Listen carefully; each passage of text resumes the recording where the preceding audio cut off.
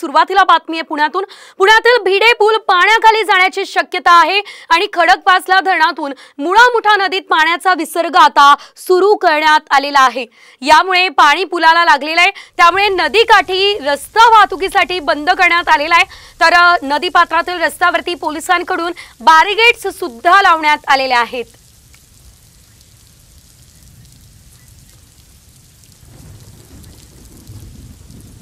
तर आपण बघतोय खडकवासला धरणातून पाण्याचा विसर्ग सुरू आहे।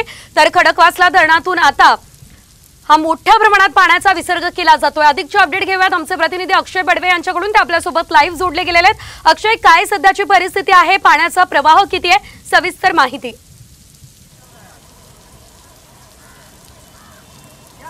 निश्चितपणाने पुणेकरांना जर तुम्ही विचारलं की पाऊस कधी चांगला झाला, तर पुणेकरांचं एकच उत्तर असतं की जर भिडे पूल पाण्याखाली गेला तरच पुण्यात चांगला पाऊस झालेला आहे असं म्हणतात।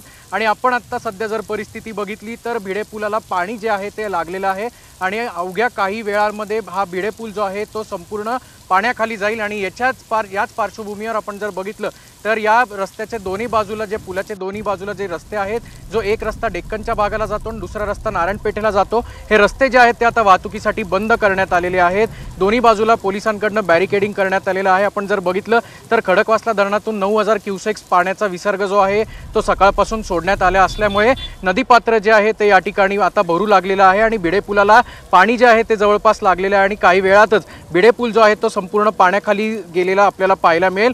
आणि याच्यासाठीच आपण जर बघितलं तर या ठिकाणी बघ्यांची गर्दी जी आहे ती देखील आता या ठिकाणी होऊ लागलेली आहे। हा रस्ता जो आहे तो वाहतुकीसाठी बंद करण्यात आलेला आहे। दोन्ही खरं तर रस्ते जे आहेत ते प्रामुख्याने शहराच्या मध्यवर्ती भागात। धन्यवाद अक्षय दिलेल्या सर्व अपडेट्ससाठी।